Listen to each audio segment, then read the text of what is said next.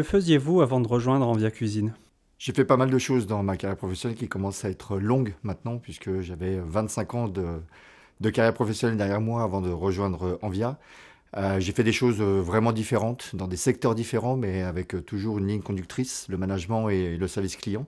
J'ai passé 5 ans chez Decathlon sur des directions de magasins, puis 5 ans dans l'alimentaire sur des directions de magasins également. Et j'ai ensuite passé les 15 dernières années dans le domaine de la santé chez Audica où j'ai enchaîné des postes de directeur régional, puis de directeur réseau sur les 5 dernières années où j'avais la responsabilité des 1000 collaborateurs de l'entreprise et des 350 magasins. Quelle fut votre motivation à rejoindre le réseau? Mais après toutes ces années de salariat, j'ai eu la volonté de me réaliser différemment en devenant mon propre patron et en créant mon entreprise. Et par rapport à ça, je me suis ouvert sur différents secteurs où je voulais absolument retrouver ce que je venais de connaître dans le domaine de la santé, qui me faisait me lever tous les matins, qui me donnait la sensation de vraiment rendre service aux clients. Et je voulais retrouver un secteur d'activité où je pouvais retrouver cet élément-là. La cuisine en a fait partie. Et c'est pour ça que je me suis intéressé à ce secteur-là.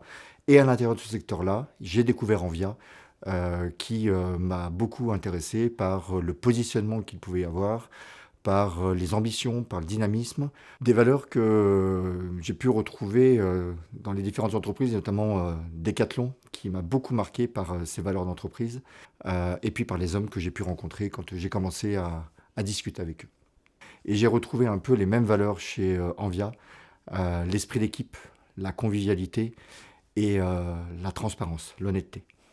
Qu'est-ce qu'il vous plaît particulièrement dans le modèle? Je trouve que le positionnement que Envia a pris est vraiment le positionnement idéal qu'il faut avoir sur ce secteur et dans le contexte économique que l'on connaît. La volonté de démocratiser la belle cuisine et de la rendre accessible au plus grand nombre, c'est pour moi le créneau le plus porteur. On le voit bien sur ce dynamisme de ce secteur-là. Venir se positionner juste au-dessus des distributeurs et un peu dans les entrées de gamme des cuisinistes en proposant des produits de vraiment bonne qualité, mais avec un prix moyen qui est accessible à toutes les bourses, c'est ce qui me plaît vraiment dans le modèle. Racontez-nous un souvenir inoubliable chez Envia Cuisine. Alors, j'ai beaucoup entendu parler de la convivialité depuis que je suis arrivé chez Envia Cuisine. Quand je me suis rendu au séminaire, et c'était la première fois que j'allais à un séminaire de l'entreprise, je l'ai bien vu, cette convivialité. Et j'ai vu que c'était une vraie valeur. Quand j'ai vu tous ces adhérents avec leurs équipes qui arrivaient déguisés, sans se prendre pour quelqu'un d'autre. Et puis quand j'ai vu toute l'équipe d'Envia Expansion qui nous a accueillis dans cette salle à 19 heures, tous déguisés en mandarin avec des verres de saké à profusion, ouais, j'ai vu que la convivialité, c'était pas un vain mot, c'était une vraie valeur. Auriez-vous un conseil pour quelqu'un souhaitant entreprendre?